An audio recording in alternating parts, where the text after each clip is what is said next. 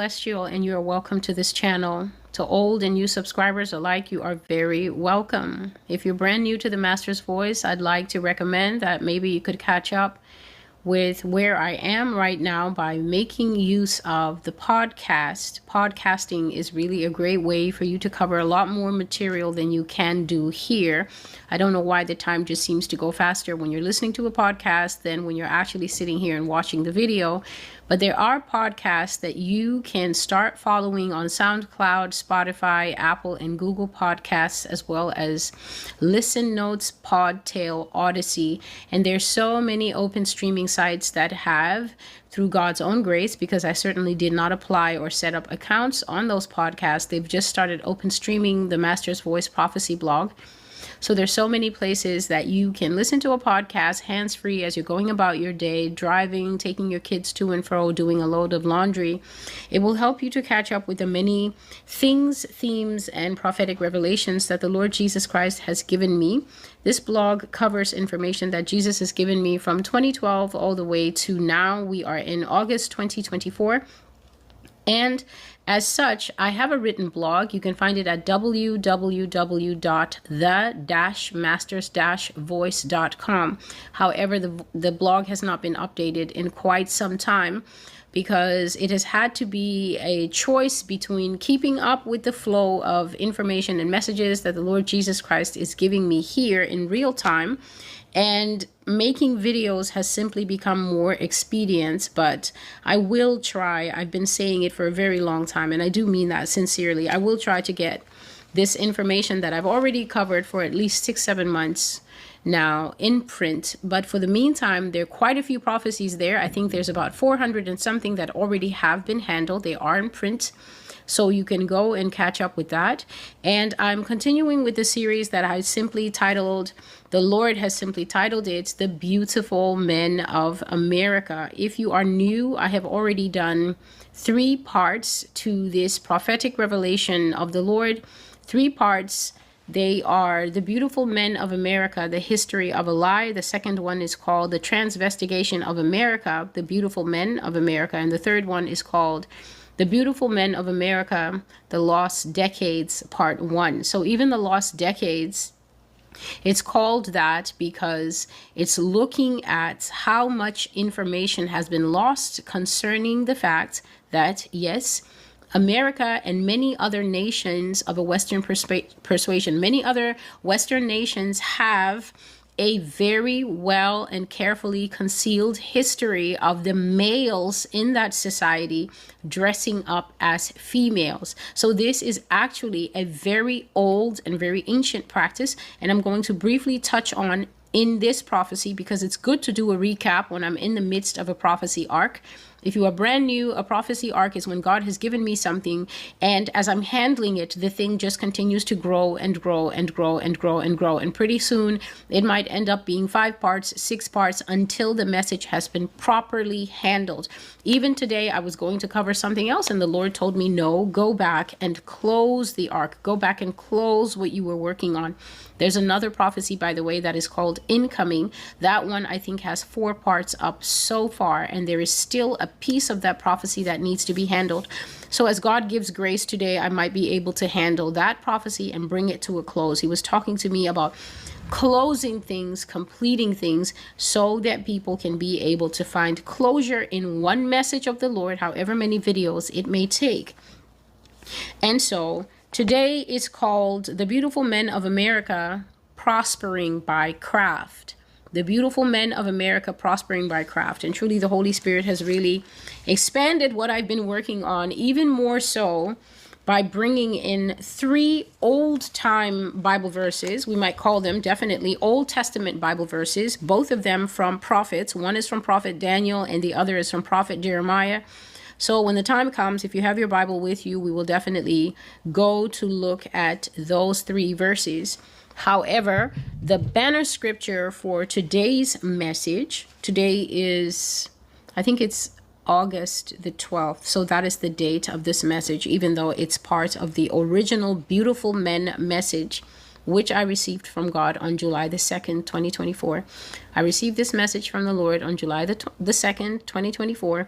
And As I shared in the first video, this topic is not my favorite. This topic is not my favorite, not because I have anything against people who are gay or people who are trans. A lot of people seem to think that when the prophetic message is coming through, it has to be coming through some kind of personal feeling. And that just goes to show that prophecy hasn't been taught in the American church or even the global church in a very long time. And so when people actually hear truth coming out, their responses are very odd, and it shows that they don't actually care about the character of the God they claim to serve.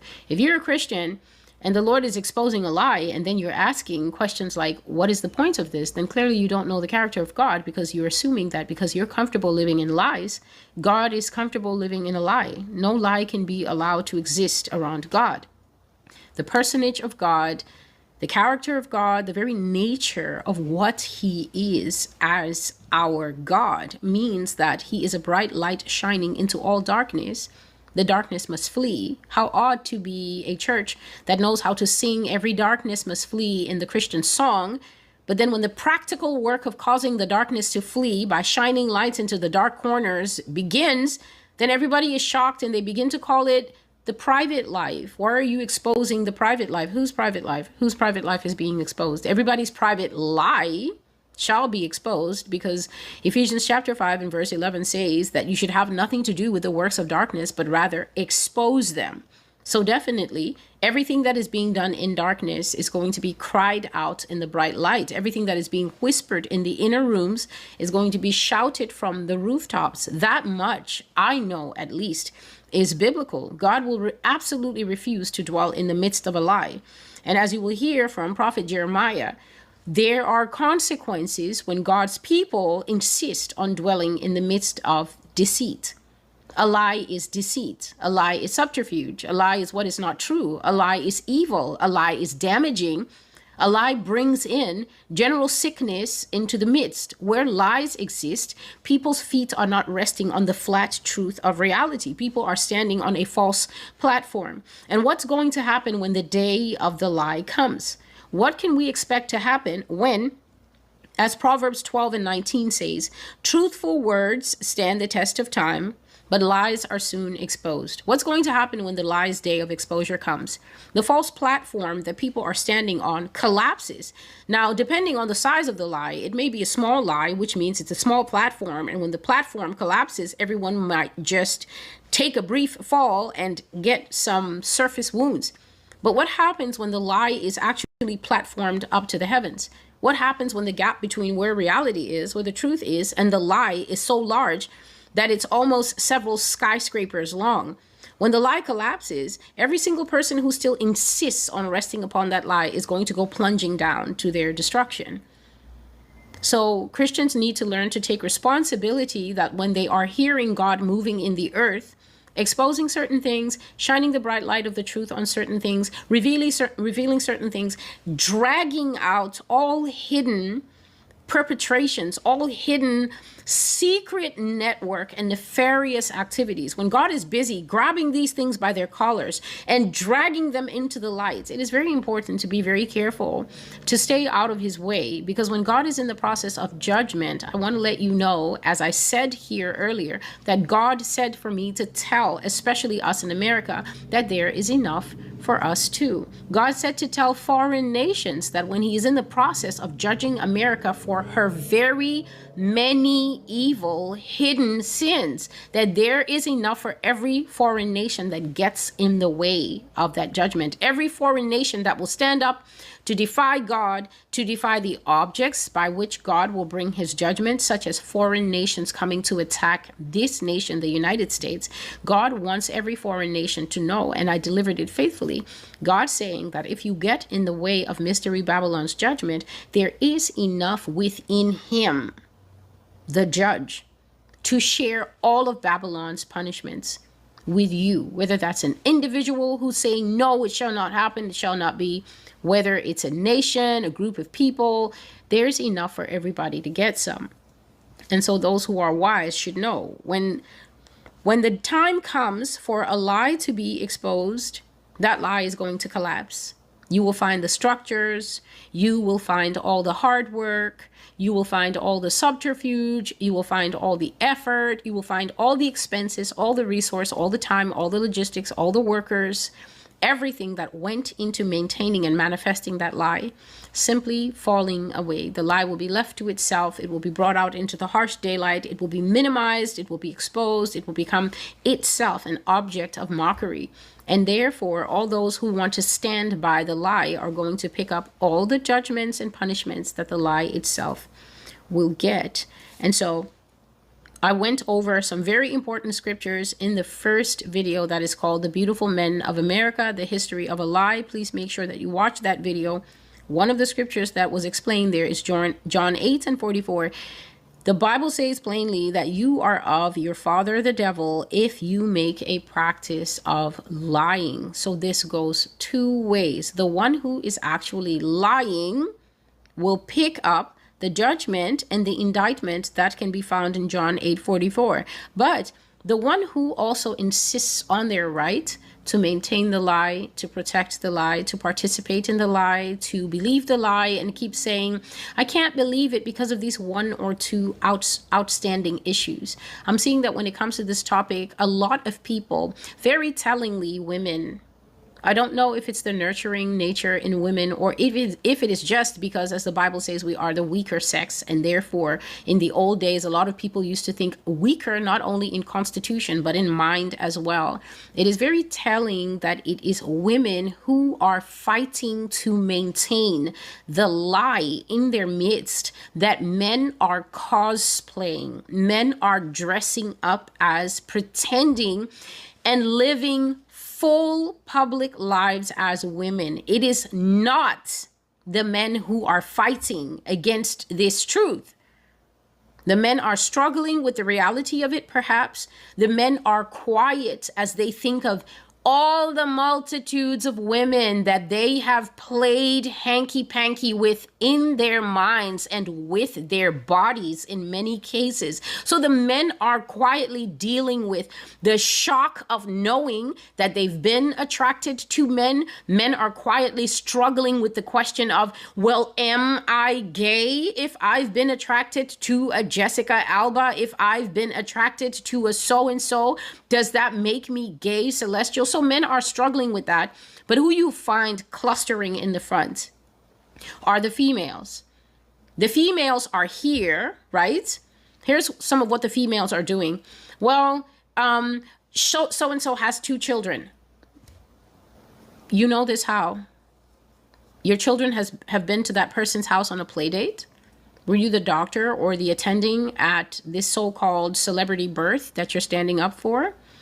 Part of what this series God is using to do is to expose to people how very gullible people are. People are very, very gullible. Anything that you put in front of them by the medium of television, especially by the medium of screens. If you use screens to give people information, for some reason, the presence of the screen seems to tell people that they're picking up something that is so infallible, it's so unquestionable, you can't knock it down, it's on struts of tempered steel with cement poured over it, and it's fixed fast, and yet it's a screen. And by the same token, the same screen will be used to show the same people a movie, a miniseries, a fantasy, a fiction, a story, a storyline, a movie, a miniseries. Something will be put on the same screen in front of those people, and they will watch it, and their brain will tell them, oh, this one is a movie.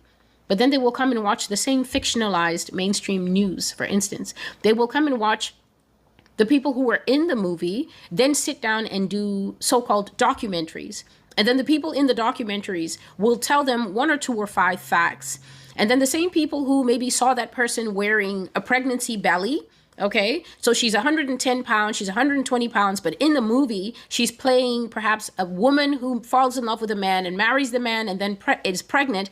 And during the pregnancy time, you even see her mowing the lawn, and she's in shorts and she's in a short halter, and the belly is out. And as you watch that belly in the movie, it's perfect. It's seamless. it's her skin tone. It exactly looks like her. And then skip ahead, get the narrative moving a little bit, and we go to the operating room, and there we see her straining and struggling. And if it's one of these so-called gritty reality movies, then they're going to have this woman in various poses of obvious nudity, in which her femaleness that she's actually not showing, it's not hers, they're actually showing you something synthetic, as well as the pregnancy is heaving. You watch it moving and you actually feel transported into what is nothing but a false, fake, prosthetic, synthetic, carefully crafted, watch my fingers as I do quotations, birth experience. They make it as real as possible for you. Then 2 weeks later, the woman is back to 120 pounds because she was never carrying a baby. She's in Cannes, she's in London, at the BAFTAs, she's everywhere else on the Oscar or the Emmy circuit, thin as a rail in expensive designer gowns, and is being asked about a pregnancy that she never carried. You're able to look at the fake pregnancy and get sucked into the moment, and it feels like that so-called baby fighting to come into the world. His so-called battered mom, maybe in the movie, has been fighting to bring him into the world. And then immediately when the spell is over, you're able to then snap back into your reality brain, see the woman skinny, know that she was carrying no baby. But then you can't marry these two worlds together. And you know what? Hollywood depends on that dissonance. Hollywood depends on you to forever keep the two minds separate, because in that position, you are the perfect candidate to continuously inhabit a lie. So I find it very odd that in the mere few days that I have been touching upon this grandiose, and very graphic, obscene lie that offends against God's design in creation, it is Eve herself. The irony, it is shaming, actually. It is women who have come to the forefront to defend a man's right to be a woman. It is women who have come to the forefront to fight for all their he-she heroes. It is females who are at the very front. I have a few questions. If you're going to use a neck, my neck is also skinny. My neck is also bony. Does your neck have a protruding Adam's apple in it? Because we surely know the difference between a trachea, which everybody has. Even a chicken has a trachea. That's when you go and get that trachea fried, they call it neck bones. They call it neck bones. So even a chicken has a trachea. But it's very disturbing when women cannot tell the difference between the presence of a trachea in the neck, no matter how bony your neck is that you're claiming, some of you, and the presence of an Adam's apple, which we can all see as soon as teenage boys start developing. As soon as teenage boys get that testosterone kicking in, then that is one of the things that start developing in the male. You probably won't see an Adam's apple in your little male baby, but as he begins his inevitable journey into manhood, that thing makes a sign. So it's very strange that everybody went through school, and I'm not expecting there to be a lot of 5th graders and 9th graders here watching these kinds of prophecies, but it seems that a lot of mature adult women don't know the difference between the trachea that's in all their necks, that is even in the neck of an older woman. When older women start to get older a little bit, they do start to have a little bit of a hollow here.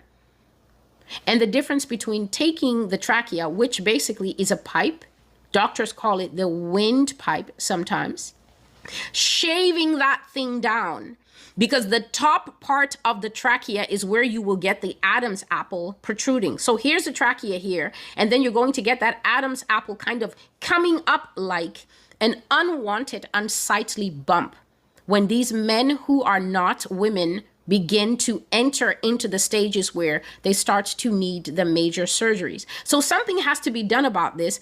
And what they do is called shaving. They will shave it down for it to mimic as much as possible a normal, rounded female windpipe. But the problem with that is that for all of us, as age comes upon us, flesh, that is meat, as well as collagen and firmness begins to make its exit. That is just part of the normal process of aging. And so when this stuff begins to make its exit, as well as there come a large influx of testosterone into these men. Women, have you ever heard of this thing called perimenopause and menopause? Perimenopause and menopause are what we call in the female life the change, the change. So when women start to go into the change, their estrogen begins to go haywire, causing changes in the body, such as the hot flashes, such as increased irritability. Sometimes a woman's desire for intimacy with her husband will decrease. All those things, women are experts in those things. But then because women have never actually been in the bodies of the men that they're defending, women usually don't know that men experience what is known as, in some circles, as a testosterone dump. That's what men go through when they're starting to age. In a normal man, one of the things that testosterone dump will do is that his so-called drive will go into overdrive. You will start to find that men, instead of getting tired like women do as they age for the urge for intimacy, that is when husbands are most at risk at wanting a pretty young thing. Because they and their wife are out of sync at that particular time of life. And part of the thing that the testosterone dump will do is make a man randy. But another thing is that it will grossly change his features. So if you are a man who has gone through puberty blockers, for instance, the modern trans nowadays, they're not hiding the use of puberty blockers. You can see the effeminates walking around in our society. You can see them easily without the need for Celestial to point you to where their YouTube channels are. You can see them. And when you see them, they look exactly like women. They look like women. They sound like women. They're soft like women. They're pretty like women. They've grown out their hair. They don't have any male angled jaw. So you can see, I will continue to defend God in this matter. You have two eyes and you have a thinking mindset, and you can see the success of the modern day trans. You can see them in our midst. But somehow you cannot marry the evidence that indeed we do have men who look just like women walking around among us, and they're not hiding it. They're not trying to deny it. They're actually sitting on their YouTube channels explaining the process to a whole wave of men who are standing in line, waiting for medical clearance, waiting for their medical aid to come through and approve their use of hormones so they can start growing their breasts, so they can start experiencing their collagen influx. The collagen influx and the estrogen influx is what actually takes a little girl through her puberty and starts to bloom her into a maiden and then a young woman. So there's a ton of men that you can see with your eyes now as the trans debate is raging in the United States, because it's not really raging anywhere else but here, because this is the land of all final sicknesses. So you see the men lining up to get access to the things that medical science agrees can bring about the female beautifying process. So it's not exclusive to us then. Through the use of synthetic drugs, we see many, many men in our midst beautifying themselves into beautiful men who sit publicly stating that there are men. So you can see that it's possible. The only part that you keep ruling out is that it's not possible because a bunch of transgenders and transsexuals did it decades ago without disclosing the process. So because the process was hidden, the process was secret, the process was centuries old, the process used craft. It prospered by craft. It hid its hand. It threw a rock and then hid its hand and said, "Not me, not me. I don't know why the outside window is broken. I see that a rock was thrown, but it was not me." So in this modern day, with all the information that God has available to you, it is easier to deny the information of your eyes, the information of your ears, or even to spend 5 minutes in prayer to say, "Lord, reveal this thing to me, because this thing is hitting me right here in my forebrain. It's hitting me right here in my skull, and it's so difficult for me to understand." It's mostly women who are denying that the men are women. It is mostly women who are greatly strengthening these cosplaying men in their position. So you're a woman, but you want to protect a man in your position. You want to keep him safe in your position that he's sitting in, and you are oblivious to the harm it's causing because he can only do so much with the blooming flower of youth, with collagen, with carefully edited photos. All you've seen are photographs And then you don't know something that I shared long ago in the Alien series, where I said that my own father said to me that when you see something in the United States, when you see it on American TV, they've already had it for 50 years or more. So that means that the technology to edit photos, just because it's now coming to you, right? The photo editor and Adobe Photoshop, maybe they just dropped it 10 years ago, 15 years ago. I've never used it, so I don't know how old Photoshop is. I don't know how much Corel Draw, how long ago things like Corel Draw came into the market, because I don't use those things in my line of work. But then you're acting like because they hit the market now, that Hollywood wasn't using it to green screen your reality, to scrub clean your reality. You're acting like the Playboy covers that you lusted over as young men, or the so-called female pinups that you lusted over and you emulated and you desired to be like as young women. You're acting like those images came to you raw and fresh, au naturel, because you cannot understand that you are the actual last rung of usability, the last rung of the ladder. When you get a camera, you're the last one to have it. The government has been playing with it for 50 years. When you get a cell phone, a personal computer, when it comes to mass use, the public is the last one to handle the tools of deception. But the thing that Siri and Alexa have got you drunk now. They're in your hands now. You can't be fooled now, even though you've been fooled your entire life. And the smallest mercy, the tiniest mercy that God is offering to people, whether you're saved or unsaved. It's amazing how it's the unsaved women on TikTok who know all about the trans. This dichotomy is truly spinning me out of orbit. So it's the unsaved women. I put up a post of Jamie Lee Curtis, and the post is 90% unsaved women going, I knew this in the 60s.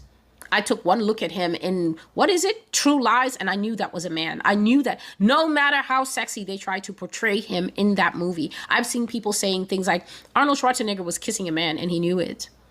Arnold Schwarzenegger had some movie where he wore a baby bump. He wore a moon bump. I don't know what movie this is, but clearly the unsaved women. So the unsaved women have an eye that is unclouded by deception, lies, the need to raise men up as icons, tennis icons, gymnast icons, swimming icons, Charlie's Angels icons. So the unsaved women, for some reason, maybe because they're not burdened with the cloud that comes into the mind when Christianity comes into the mind. I don't even understand that cloud myself. The way that Christians can lie to themselves, the way that Christians have a natural eye that God gave them that will see something. A Christian will observe something. A Christian will clock something. And then there's this programming from church that comes in and says, you didn't see that. Jesus wouldn't want you to see that. Jesus would never see that, because Jesus's eyes are constantly looking upward towards himself. He sees nothing because he's too holy to look at reality. Christian will see something and deny that they see something. And then a Christian like me, Christian 2.0, will come and say, this is what God says. God says this and that and that, and you can observe it in this and that and that. And then the comments will flood. You know, I kind of saw something.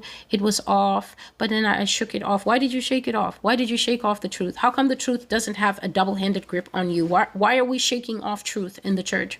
Isn't church the home of truth? Isn't church where a praying grandmother on her knees, if God reveals to you that the bishop standing on the stage is gay, then that's what God has revealed to you. You are not supposed to shush God. You are not supposed to say, get behind me, devil, and start praying even stronger for the bishop. You are supposed to realize that God is showing you a massive subterfuge that is taking place, and that you should be very careful if you have any young boys in that ministry, because that's how they'll end up at sleepaway camp at New Birth Church. Why is it that God brings truth into the midst and then the truth is shushed? But in the unsaved people, exactly as the Bible says, for the sons of the world are wiser than the sons of God. This is an undefeated truth in Christianity. It's the unsaved women who are saying, look at the T clavicle on that guy. Look at the shape of that man. Some of the men are asking, are you sure? And the women are telling the men. So the women bless their unsaved souls at this point in time. So the unsaved women are the ones who are informing the stunned men on my TikTok how to spot a woman. which means that the unsaved women, when they're bathing themselves, are also not gaslighting themselves. When they're dressing themselves, when they go into Nordstrom's and Macy's and wherever they shop, and they look for clothing that suits the female form, the unsaved women are laboring under no confusion and no illusions as to what a woman looks like. But then the Christian women who say that they have the mind of Christ, they say they have discernment, they're the ones fighting that those two built house Black American tennis pros, tennis stars who have taken all the medals from the real women, they're the ones fighting that those are women. And here's the truth. You're not fighting that those are women because your eyes are telling you those are women. You're fighting that those are women because you don't want to be left without something to look up to.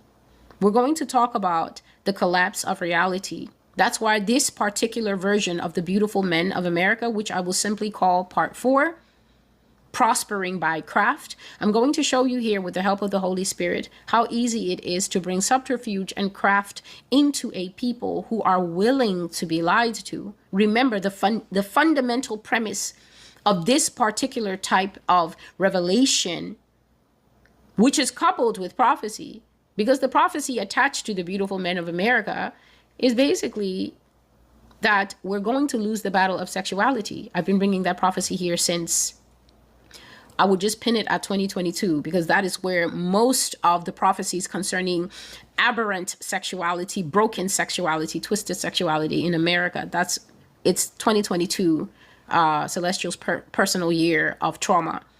Learning things, seeing things, dreaming things, and God just point blank telling me things in my face. This is what it is. You need to understand this. You need to come up. God says that we're going to lose the battle for sexuality in this country because America's judgment is that she is a reprobate nation. But if we fight God and we say that we are not reprobate, look around us. We have morals. We have churches. Yeah, but not for long. Not for long. How can you have churches that can operate when your apostles, Apostle Catherine Crick is a whole dude? That's a whole man. That's a male man. That's the malest of the men. According to what picture or what clip you watch of her, you can actually see that it's a man in superb drag. And not only that, but there is a female double. Some of the clips you look and you can see that's a real woman. And then you look again and you will clearly see the exact kind of trans man who was not successful. There are some men who are not successful at transing.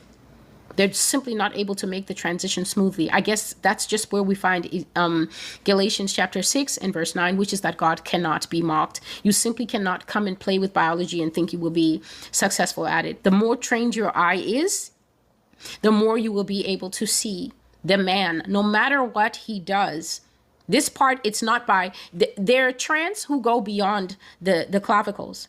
They go beyond the Q angle of the hips. Men have forward-facing pelvises, and women's pelvis, I was trying to explain to a friend recently, is almost like a bucket seat. And the reason that we have that tilting pelvis is because it's fine when you're walking, but once you start to get the baby, that pelvis tilts right under their little selves like a bucket seat. Even the way the abs form. When men get a six-pack, men's six-pack to six-pack side to side, men's six-pack right across. They're able to build a solid wall of muscle. When you look at the female six-pack, the female six-pack will almost form little ice cubes resting one upon another. Why? It's the best you can do with a receptacle that is going to be able to poof out unexpectedly when it's time to have a baby. It is amazing how this flat tummy, when it is ready, when it has received Adamic seed, Eve will poof out very marvelously. Six-packery is going to go away. That's why we don't have tight bands of muscle. So you're sitting here, the American relay team, the American US team, you watch them running, as that young singer said, it's just wall to wall. It's just wall to wall muscle. But then you will come and fight. Why are you fighting? You're not fighting because your eyes are unable to see the evidence. You're fighting because you are terrified of having nothing.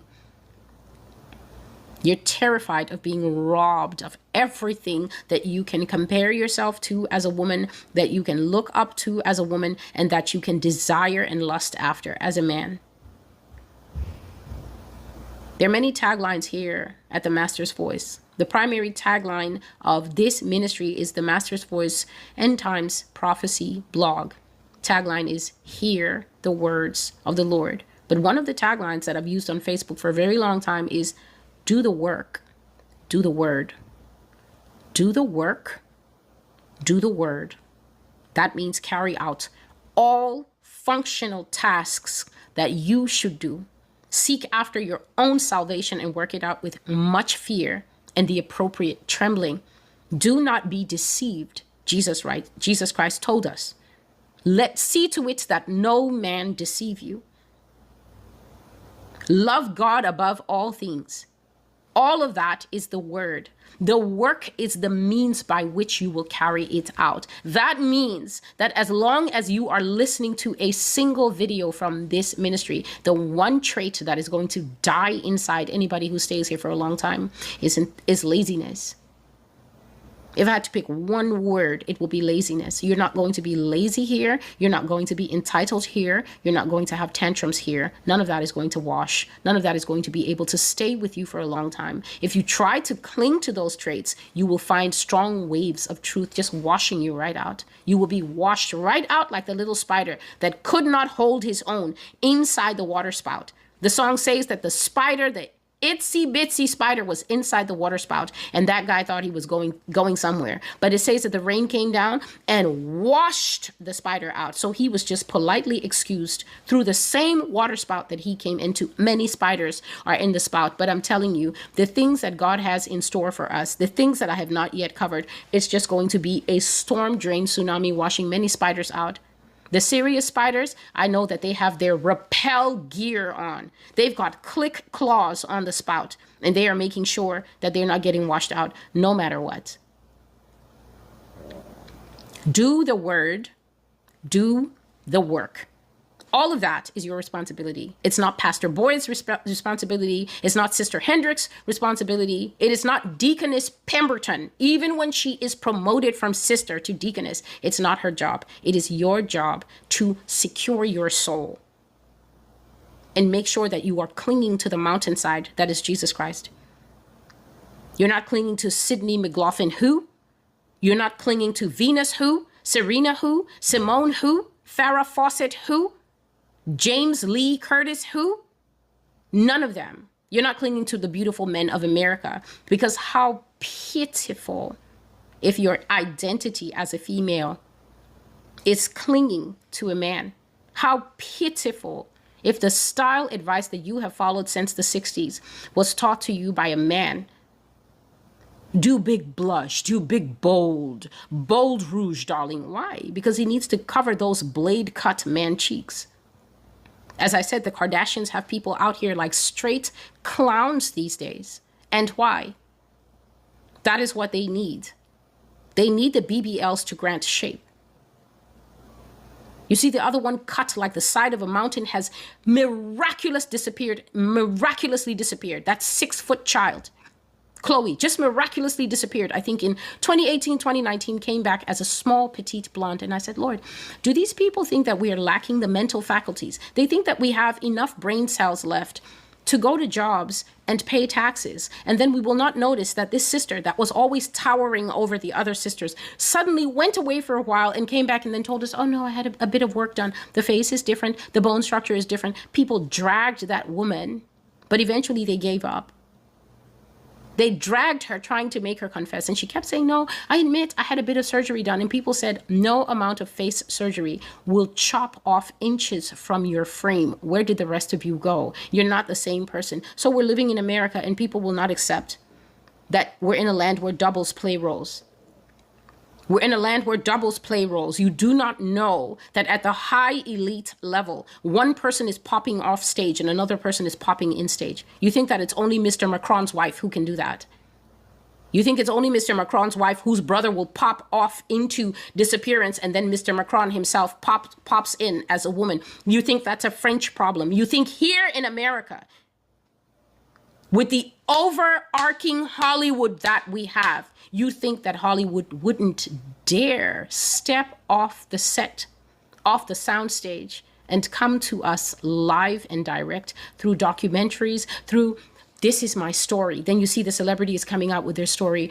I was so much troubled. I lost my first child. So you're going to sit here right? I'm younger than some of you, older than some, younger than some. So we're all going to sit here in this room of deception, and we're not going to count how many female celebrities all have lost their first baby. There's something that I studied in school. I wasn't the best at it, okay? This subject was fighting me with bear claws, but I tried my best with it. It's called statistics. And in statistics, there's something that I learned of called standard deviation. Standard deviation is when you do the math and then some piece of the math, when you do the graph, a piece of it always goes off that way. It always goes off that way, like an abnormality. And if I'm remembering correctly, the standard deviation is actually showing you the presence of what is different from the rest. So if they give you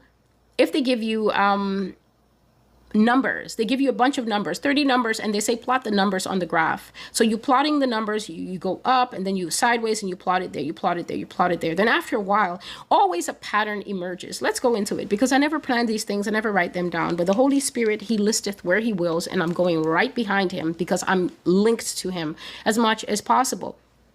So they'll give you a bunch of coordinates, right? And you go 3 up, 2 across here, 5 up, 1 across here, and you plot the vectors. And then after a while, when you step back from your graph, you're going to notice something like a smattering of insects, a smattering of flies. And that grouping that is usually up here in this one corner represents the norm.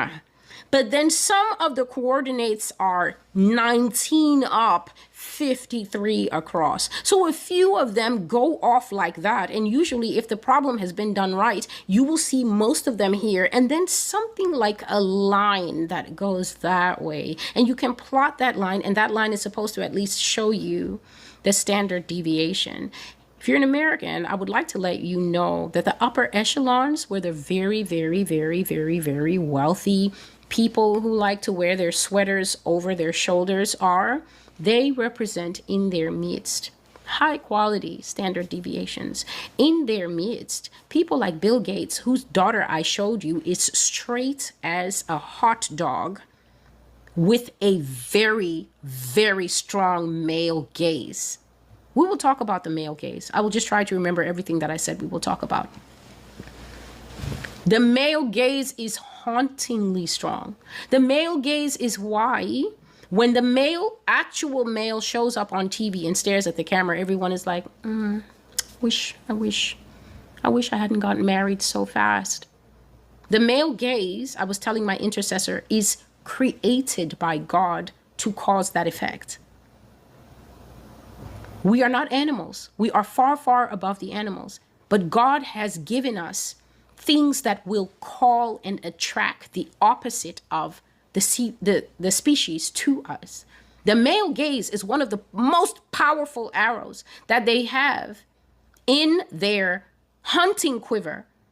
And the female gaze also is what is given to God for her, given by God to her, for her to attract her male to her. The male gaze is something else. We usually call it smoldering. We don't say that ladies smolder, but when those men gaze out at you from underneath their ridged eyebrows, a man's eyes are usually set back deeper in the head so that their brows, both the brow bone and the eyebrows, can be more prominent.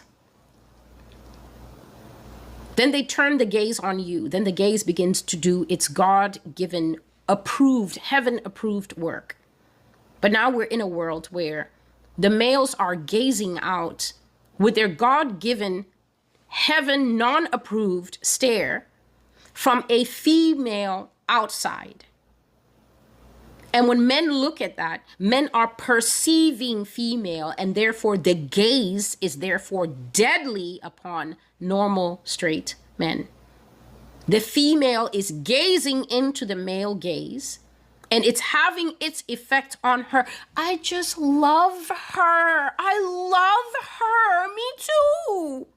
So you just love her, but you're not lesbian towards her. Why? Because you're also perceiving a female outside. So then the outside is definitely prospering by craft. Craft is high level deceit. I've covered it here.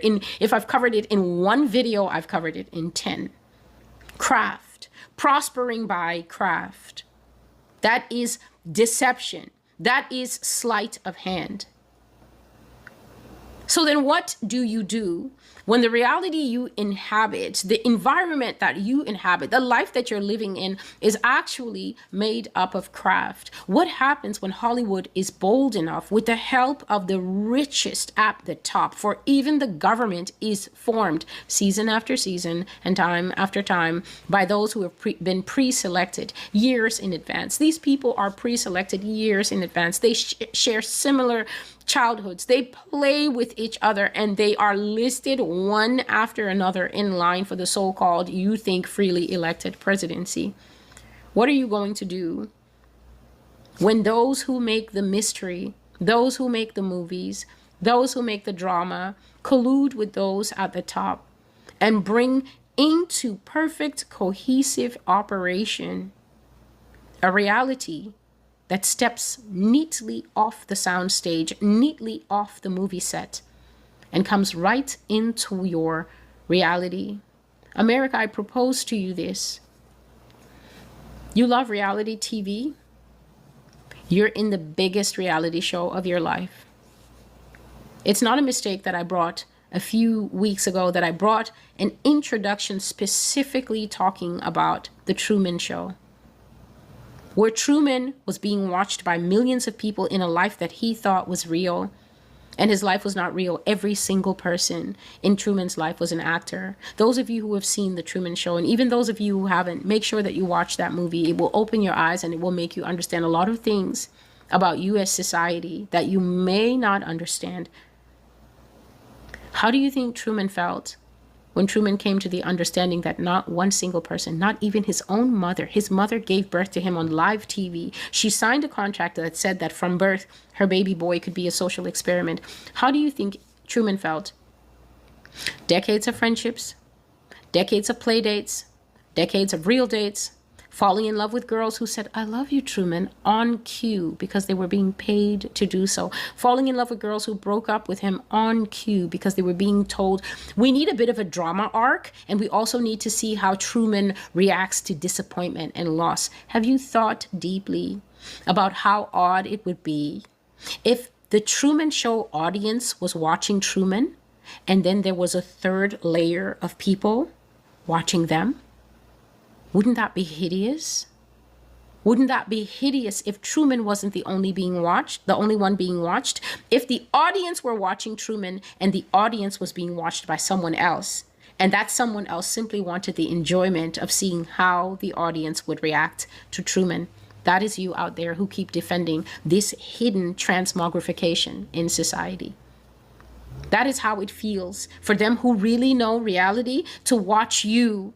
So they've been watching you watch Truman, and then God sends Celestial to now expose Truman, and now they're watching you fight for Truman. Truman is real. Truman's life is real. Truman's life is not a lie, even though you've been watching Truman's entire life be a lie. And that's why you don't understand how angry God is. That we've been made guinea pig experiments. That's why you can't connect with God, because you have less in common with God and everything in common with Truman. You want Truman to win. You want Truman to keep their little big glass plates that they won by powering testosterone against women who tried to play against them. You want Truman to take all the medals at Paris, all the medals coming up in 2028, all the medals forever. You want Truman to be a real girl, even though God's trying his hardest to tell you that Truman is not. To those who are coming out of the lies of Mystery Babylon, come out. To those who are staying in, let me know your address so I can send you a pillow. You might as well be comfortable if you're going to stay asleep. We're going to look at 3 scriptures here.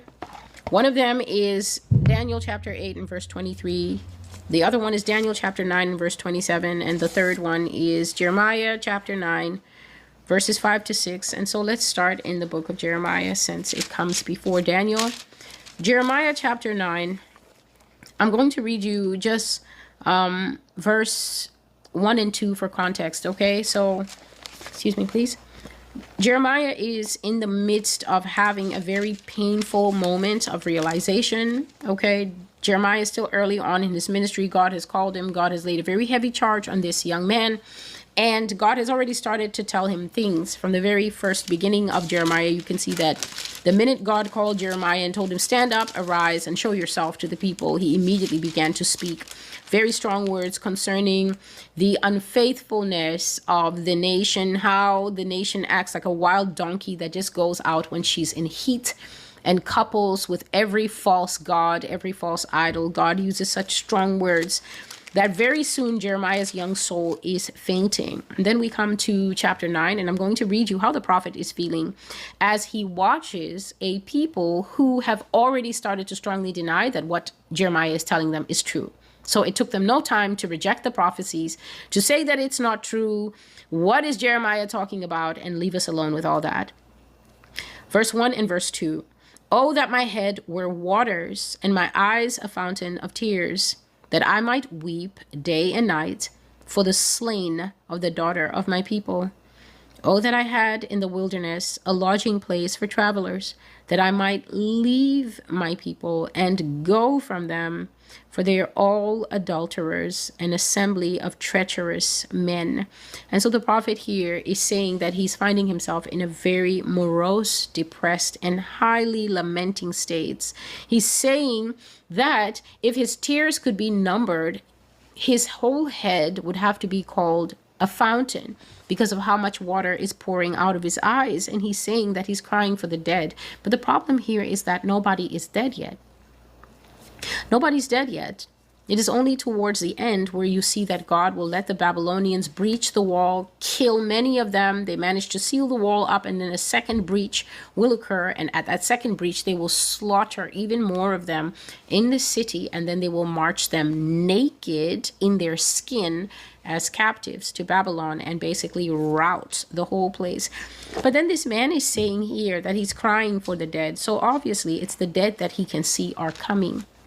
Jeremiah had the same problem that I have, which is that I speak to people about how many will be slaughtered here in the United States for their hard-heartedness, for how they disbelieve the prophecies of God, for how they mock the prophecies of God, and they try to trample them under their feet.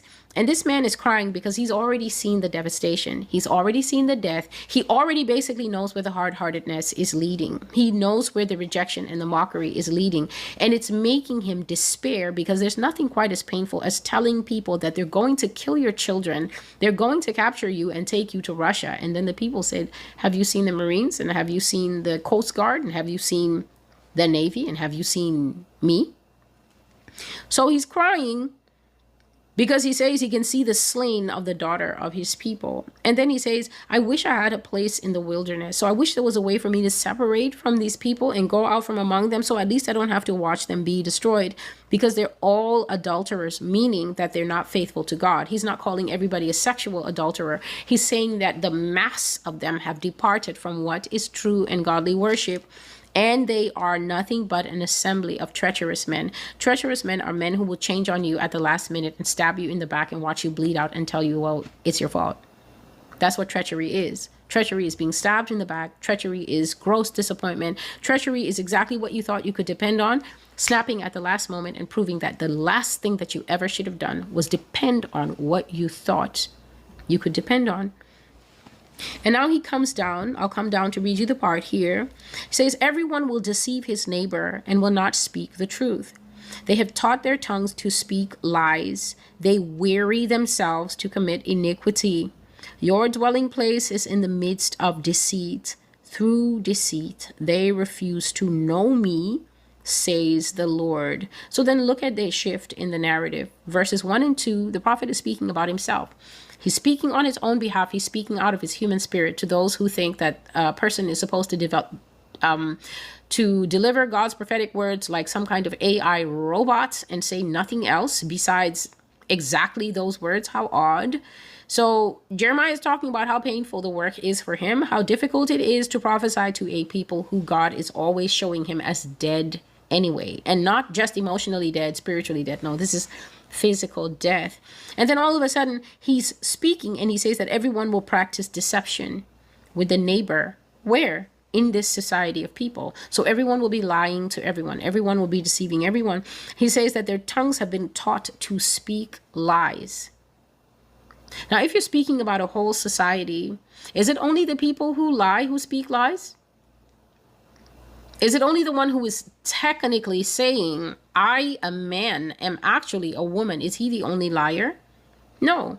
Everyone who participates in the lie, everyone who helps him with the hormone blockers, every doctor who does the surgery is also speaking lies.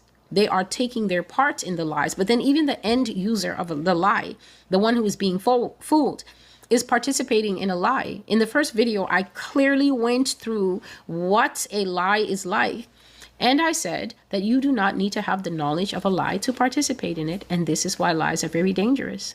A woman who goes outside and cheats on her husband and has an affair and gets pregnant and comes and lays with him right after repeatedly so that she can say, don't you remember that time? It was like our honeymoon.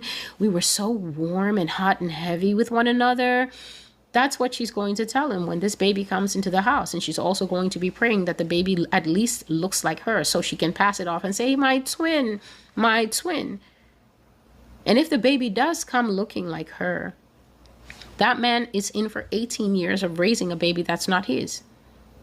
There are men who have raised other people's children without knowing. There are men who have raised other people's children and they knew, and God bless those men because children need dads. But there are many men in so-called relationships of fidelity who have raised outside babies. That baby right now is playing college football somewhere. That baby right now is running a hedge fund, and that's not your child, sir.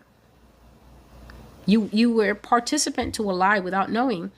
And I'm sure there are many men who are hearing this right now, knowing it is true and feeling a particular type of pain that I hope that God will heal for you.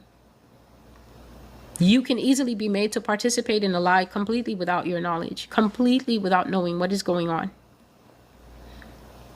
The only way that you will be set free from the tyranny of that lie is, I guess, in the case of the child, when you go and do a DNA test and you find out that was never your baby. I saw a TikTok of a man who was in his 70s who became so frustrated with his wife that he demanded paternity tests. And all his children who were grown and gone out of their house in their 40s, none of them turned out to be his children. And this man was so upset that all he could say was, I knew those kids were too ugly to be mine. Anyway, that's all he could say. He couldn't get anything back. He had worked his body to the bone. He had been a good husband, a faithful husband. He had done the time, gone to work, paid for the college, paid for everything. And that woman brought not one, but 4 children to that man. And then when the children left, I guess she started acting up and he got so sick of it. I don't know what possessed that man, but he had all his kids tested and none of them were his. Old man, 70s, 80s. Lies can be very bitter. And the one person who will never cover a lie is God. God will never cover a lie. God will never allow a lie to prosper. The Bible said, I've read it for you in Proverbs, is that what? True words will stand the test of time, but a lie must be. This is a command. A lie must be exposed. That means every lie has an expiry date. And it's very easy to see when the expiry date of a nation's lies come. All of a sudden, life outside, social life outside becomes very weird. All kinds of things start bubbling out of the inside of people. You can tell when the heat underneath a nation has been turned up spiritually because people will begin to give voice to everything which is true. It's almost like they're on a timer. It's almost like they're being compelled. People will just start making confessions and saying things and saying things and saying things. And God also, as the leader of this nation, whether anyone actually thinks he deserves it or not, he's the leader and owner of this whole thing. God is going to lead the way in tearing down and exposing lies. So it's not just the speaker of the lies that Jeremiah is speaking about here. It's also the one who hears and participates in the lie. The one who wants to prop up the lie. The one who wants to say, I have questions and I have concerns because my neck is the same. You women that do this, you know very good and well that if someone walked up to you and told you that you look like a man, you would burst into tears and start insulting that person. You would feel so stripped of something that you don't even know that you have, which is precious. It's amazing why you need to gaslight yourself and lie to yourself. So because your neck is a bit skinny, you don't actually know all the other features that go with a man because you're only looking at the neck.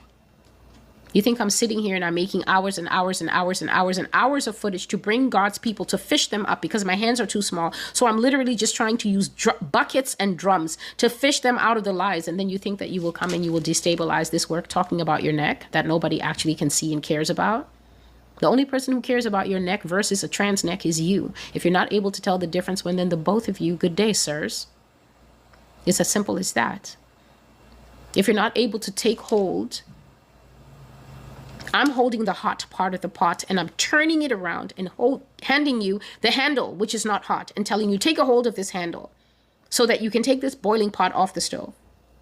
You're doing nothing. You have nothing to lose, but to actually open your eyes and stop being so dissonant, so gaslighting, and so much of a participant in the lie that you will not even do the minor work of a Berean to go and see if the things I say be so. Then all I can say is good afternoon, good evening, and good morning to you, sir. If your neck matches any neck that you have seen, and you're not able to add up all the other features, the gaze, the clavicles, the stance, this size, the gargantuan hands and feet, then may you and your brothers in the pictures prosper.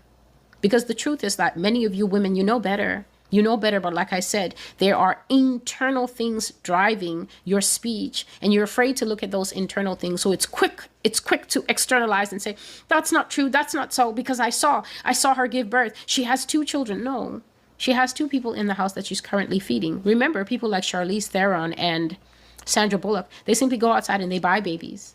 They purchase their families. You just can't consider that purchased families can take place quietly. Stomachs can fold in front of you on international interviews, but who cares about that when mother is in the building? Back to Jeremiah. Jeremiah says that they just won't speak the truth. And the reason they can't speak the truth is because they literally have trained their tongues to speak lies. And he says they tire themselves out committing iniquity. Do you know what it is when you're being condemned in the words of God to say that this is a nation that wears itself out doing sin? Everybody thinks, oh, it must be the crime. It must be the mayors that are stealing money. It's the elites. It's the elites. Please always remember that when you are at your home fornicating, the elites actually have nothing to do with that. They do not. When you're buying your little implements from China to abuse your physical body with, the elites are doing nothing. That's going through Klarna and Afterpay to satiate your lust. Elites aren't there. They're busy plotting master craftsman evil. All the petty evil at the bottom, that's the people. So God is saying through his prophet that the nation is tiring itself out. Do you know what it means to work so hard for a lie, to work so hard for sin that God says you go at home at the end of the day and you're like, whew, like you worked a 12-hour shift? So all the effort, all the noise on the internet, all the comments, 16 comments, I saw her in this, and then she had this, and I think you're just lying. I think it's just jealousy. What a shame that another Black woman needs to do this. So you do all that, and then you lay down and you're worn out in your spirit, propping up something that God is going to crush anyway. God is going to expose all this. If you think that the furthest, please let me help you. If you think the furthest that the Heavenly Father will go is actually using me and then there will be nothing, you mean nothing? When in the Bible did you ever see the prophet say something and then we watched for the fulfillment and nothing came? Do you really think that the reason I'm sitting here is to read out some Bible verses to show that I know how to read and express them, read out some messages from the tablet, go through my old notebooks, cover everything, and then say, until I see you again, goodbye. And then the matter is closed. When I make a video, a case has been opened. Lawyers, you know. A new docket, a fresh docket has just been opened. The accused has been named, the crime has been named, and what we're waiting for now is trial, sentencing, and judgment. That is what's happening here. Every fresh video is an indictment either against a person, persons, the institution of the church, the institution of the United States, the institution of any nation that God tells me to speak to. We are opening a fresh docket. Accused name. We fill that in. Accuser's name, always Jesus Christ. That part, it just comes stamped on every docket. What are the crimes? What are the charges? I read them out in the video. Then I just the city bailiff, just the typist in the courtroom. Then I say, until I see you again, then I leave. That fresh docket, it goes up and it's now sitting before the eternal judge of all flesh. There will most certainly be a trial. There will most certainly be sentencing.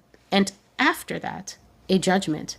Never, ever forget that when you're fighting for your lives in the comments. God bless you. And so they tire themselves, they weary themselves to commit iniquity. And now here's the clincher. Your dwelling place is in the midst of deceit. Through deceit, they refuse to know me, says the Lord. This is very painful.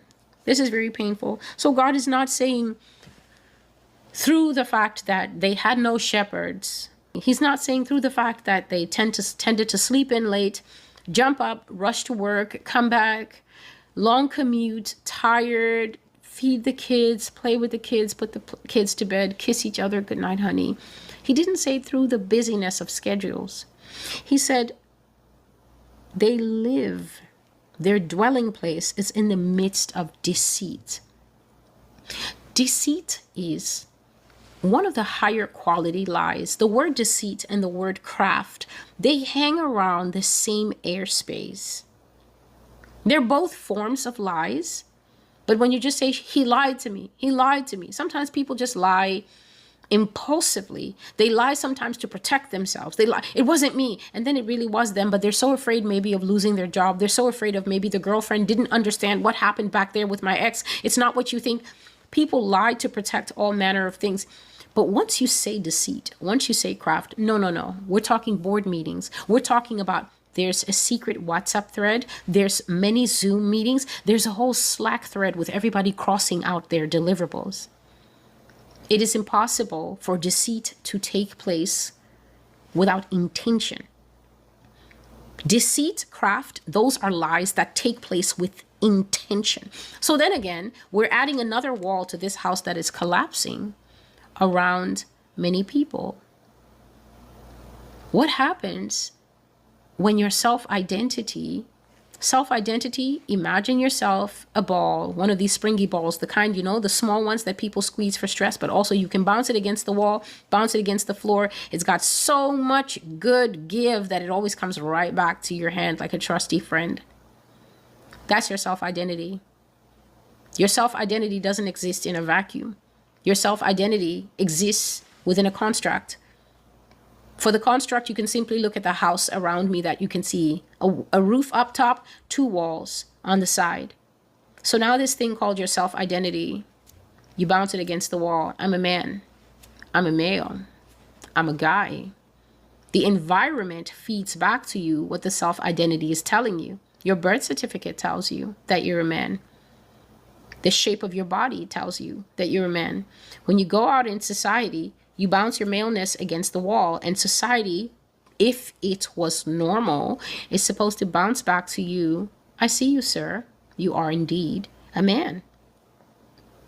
But if you live in a feminist-heavy society, when you bounce what is man against the wall, you get a barrage of insults. You get a barrage of stuff like that. If you are a woman and you go outside and you bounce, I'm a female against the wall, a healthy society will reflect back to you, you're pretty. You are a woman. We appreciate you. Mom, wife, mother, lady. You are a woman, a healthy society. But then if you live in a misogynist society, when you bounce I am woman against the wall, you'll get back gold digger. You'll get back the B word. You will get back the gardening implement. You'll get back a lot of words that don't affirm what this ball, which you were from the day you were born, either male or female, is telling you. So now let's imagine what happens when the construct around you is all lies. What happens when the government that is part of the construct around you is actually hunting your soul like wild deer? Take this, we're bringing this, we're trying to bring back to normal, we're all in this together, just, you need 3 more. Okay, so what happens when the government actually is opposition number 1? Is there safety within that construct? If the construct is not safe, are you wise as the ball to continue bouncing yourself against a hunter and saying, that's my government, that's the FDA, they trust the drugs, I don't care about the mesothelioma ads. That was a mistake. Oh, the mesh ads? Mistake. I'll keep trusting them because they're a wall. I need something to bounce myself against. What happens when you can't trust your doctor? What happens when you can't trust your leaders? What happens when the apostles are trans? What are you bouncing yourself against? Deceit. Deceit. How complete is the deceit? Let's hear from Jesus. Let's hear from the Lord's book. Your dwelling place is in the midst of deceit. So you're not at the edge of deceit. You're not at the edge of deceit. You're in the middle of it. That means if we think of a kiddie pool, or we even extrapolate it to the really big, tall pools that the adults like to jump into, you're right in the center of the plunge pool of the lies, which is not necessarily a good place to be. It means that unless you're a real good swimmer and you can get to one of the edges where you can go, you're in a dangerous place. You're right in the center, sinking like a rock and taking on water with every second. Through deceit, they refuse to know me. And so there's the indictment right there. This is where we were coming to all along. So God is not saying, oh, it's because of this and that. God is saying because they are surrounded by a media they can't trust. They're surrounded by a cross-dressing culture long hidden from them, hidden so well, hidden so skillfully that when the time for the cross-dressing culture has come to be exposed, I don't even know if you can notice that the people behind the cross-dressing culture are trying to ease you into it. Go on the internet and simply put celebrities opposite gender. Switch to photos. Don't bother looking at the written results. Switch to images. You know what you're going to see? You're going to see a ton of AI generated images that say, what if Michael B. Jordan was a woman? And then you'll see the male Michael B. Jordan, the actor, and then you'll see a female AI generated image that has put hair and a chest on him. What if Scarlett Johansson was a man? And then you'll see Scarlett Johansson, and then all of a sudden, I guess because maybe the AI is on payroll or at a higher thinking level, someone is trying to leak this truth into the mainstream. And why is that? Well, you're watching the right video for that because God gave me the Bible verses to explain it to us. They're trying to soft launch. I believe that's the kids' word nowadays, soft launch. They're trying to soft launch, which means to take small steps, getting to a big reveal. They're trying to soft launch the rise of the trans. We are in the era of trans. Publicly embraced androgyny. Is it a man? Is it a woman? Is it both? I showed you in the old footage that I still have much more of, and I'm going to bring it out for you. I showed you in the old footage that at the time that transsexuals were trying to carve their niche and trying to come into their own, when they would say to them, inevitably on the talk shows, they would always say to them, what are you? Are you a man? Are you a woman? They would always say, I am Octavia. Some would say, I'm not a man, but at the same time, I'm not a woman. I'm transsexual. They were picking up that identity as their ball to say, not quite man, not quite woman, a fusion of both. That is exactly what androgyny is. Androgyny is one of the earliest steps that we as a society, that we as an earth are going to take into the ultimate transhumanist movement. The transhumanist movement is going to come after this one has established itself, after it's had an amazing run, even bigger than Rainbow it's going to be. And then we'll get to that place where they say, why be human? Afraid of becoming a robot? Be both. Then they'll start giving us the AI voice boxes if that's what you want. The retina scanner eyes, if that's what you want. I covered all these things in 2021. You can go back and you can look. I have playlists for that, for the transhumanist agenda, for you to understand it better, where it's heading. The ultimate effrontery, the ultimate insult to God will be to take this thing that he has said, know ye not, that if you join your body to a harlot, know ye not that this is the temple of God. So he has staked his claim. He has said, this is my home. And then Satan will say, but don't you want a little robot in there so you can be able to answer your phone calls by tapping the side of your head? And we're going to implant the phone mic in your ear so you can basically be driving and just go. Right now, you can answer a phone call by tapping the AirPods, right? You can tap the AirPod or tap the earbud and then it picks up the call. Well, you'll be tapping your head because the earbud will be inside your eardrums. Next level tech. Ye are gods. That's what Satan's been selling all along. That's always been the end goal. So every time people ask, why would God? Never ask, why would God? You should ask yourself, Lord, help me to understand. Help me to understand you. Never question God's motives because they are impeccable. And like he said, my ways are high above your ways, as high as the sky is above the earth. Never say, but why would God? God has a billion reasons. You just need to ask him if he would grant you the grace to understand 10. Because we're flesh and we don't understand him. And he's also working against an enemy who has got us fooled. And the enemy himself is not flesh. He's spirit. So two spirits working at a level above our heads. And then the flesh at the bottom constantly saying, I don't think this is God. He says, because they are living in the midst of lies, they refuse to know me. Do you hear that word refuse? What does refusing something mean? Celestial, can I get you anything? Oh, no, thank you. I'm fine, thank you. Yes, but everyone is having a meal now. I just want to make sure that you have something. No, I had something earlier. Thank you. I'm fine. Conscious decision, turning away what is offered. So he says that the reason his people are not getting to know him is because they live in the midst of deceit. And the deceit has entered them first. When deceit enters you first, what room do you think the Spirit of God will have? When the deceit gets into you and puffs up like yeast. I saw her children. Did you? Did you raise them? You took them to the park. You're the au pair that none of us knew you were. He says, deceit is the reason that they're refusing me. That means that what I've been saying here all along is actually factual, that people do love lies above truth. Jesus Christ is truth. Satan is the father of lies. People love the father of lies more than they love Jesus Christ. Then when you tell them, then they will say, no, I'm just being discerning. Discerning of what? How can you be discerning when you're in the midst of deceit and refusing to know God?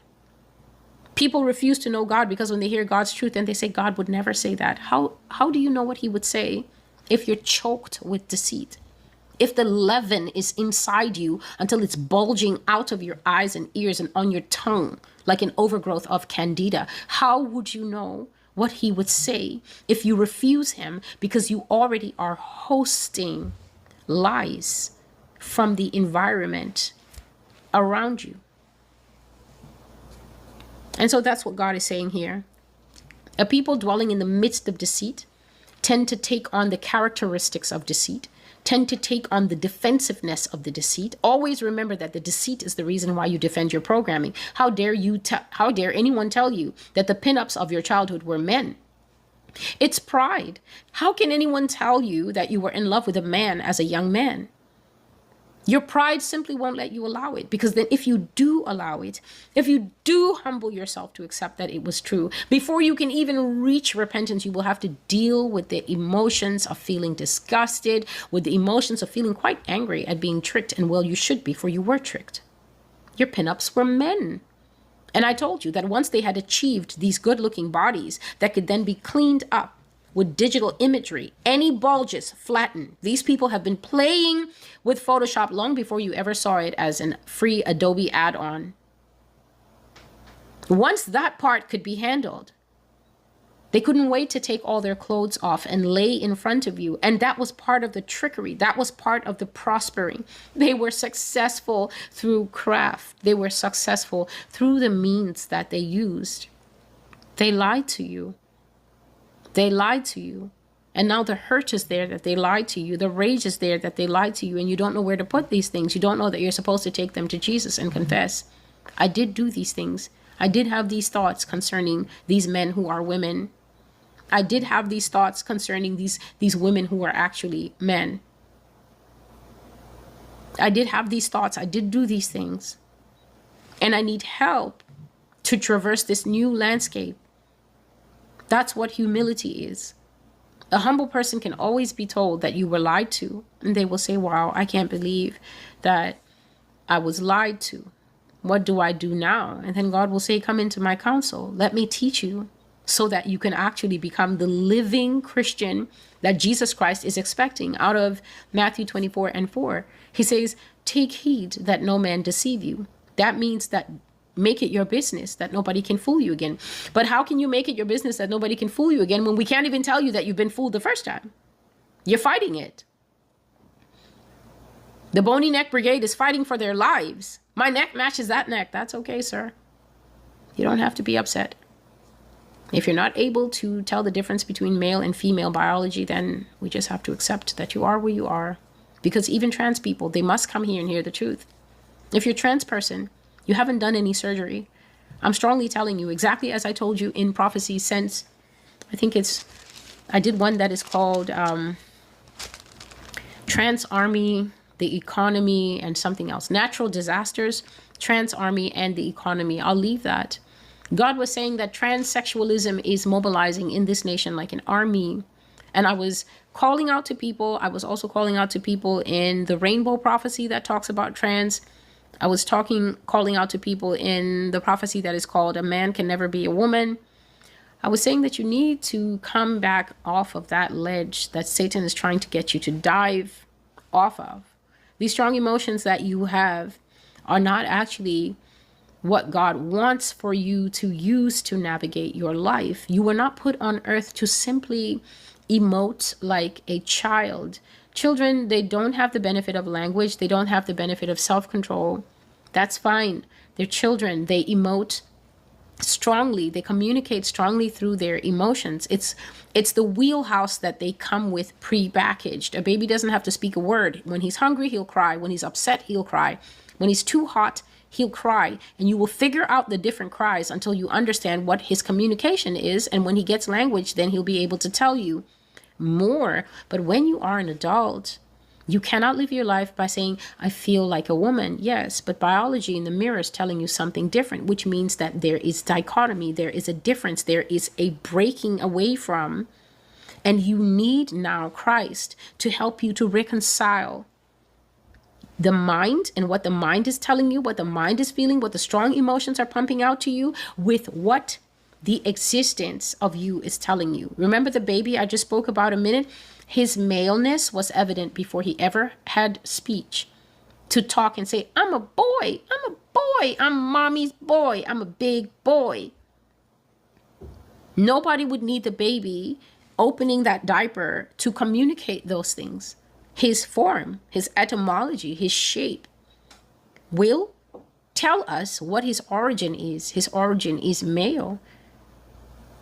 If the two halves have become split because of trauma, because of the culture, a lot of young people are going trans simply because their best friends are doing it. They don't want to be left out of what they think is a movement. Satan is surfing on the backs of your children, America. And you should not in any way, shape, or form sit out there and talk about, I want to be an ally to you at this time, Dustin. I want to figure out your journey and I'm going to read more books. No, you're going to be an ally to Jesus Christ and you're going to grapple Dustin and you're going to bring him back from the edge of becoming Melinda, which he is not. Because at the edge where he's becoming Melinda, judgment is awaiting. Remember that we're in the time of reading out the charges. After the charges comes the trial, the sentencing, and the judgment. You don't want Dustin caught up in that. You leave Bill Gates and his man kids to be caught up in that. It is as he deserves. You don't want your boy to be caught up in that. You don't want your girl to be caught up in that. You need to go outside, America, and you need to winch these children in. You know how to fish, but you don't know how to fish your kids.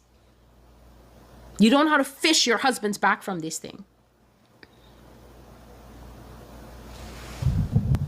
So this is what Jeremiah is saying. He's saying that the people tire themselves out to reinforce, produce, and then protect an environment of lies. They weary themselves in the midst of that environment doing evil. And then the dwelling place, like a pool, has surely filled up with the waters of deceit. And now the people are in the midst of that deceit, drinking it, drowning in it. And he says, because they are now full of the lies, when the Lord offers them his truth, they reject and refuse it. He says, they refuse to know me. And so that is the first one. And then we're going to come here briefly. Now, this is talking about the time of the rise of the evil king, beast system, Antichrist, one world ruler, one world system. And I was speaking earlier about standard deviation, and I was saying that after you add the dots like that, you will always find that some dots are going off like this. And when it comes to the higher powered areas, music industry, movie industry, this is these enclaves worldwide. You will see that they are very secluded and cut off from the rest. And it is inside those enclaves that a very high proportion of the dots are curving that way. Very shockingly high proportion. It's not all the dots. You can never say, oh, it's all of them. I see people saying it's all of them. Of course it's not. You can watch the movies and you can see one or two of the supporting actresses. You can see the woman. Very often it's the lead. They've been putting this androgyny in our faces for a very, very, very long time. I can strongly remember two that stood out. There was some movie a couple of years ago featuring Cate Blanchett dressing as male as she could. I mean, they used the CGI to make her face very angular and harsh. And then sure enough, in 10 seconds, you're watching the trailer, she's going to fall in love with a woman. And I looked at it and I remember saying out loud, wow, I know that one's going to clean up at the Oscars. It's going to clean up at the Oscars, because once it is homosexuality, you can trust this Yehuda mafia in this country that is running everything to just throw awards at it. There was another one where they used a black young man to completely turn him into the sodomite of sodomites. The trailer for that, I think the movie is called Moonlight or Moonshine. That's one of them. Again, I saw the trailer. I was like, what?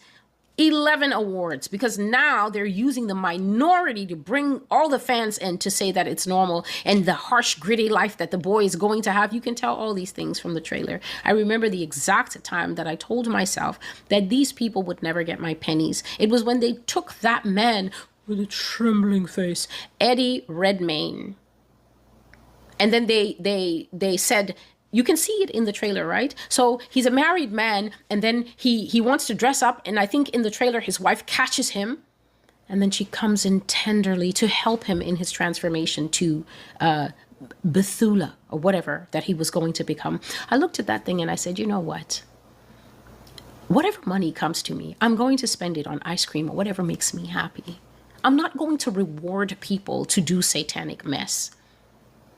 It has to be good, or it has to be free on YouTube.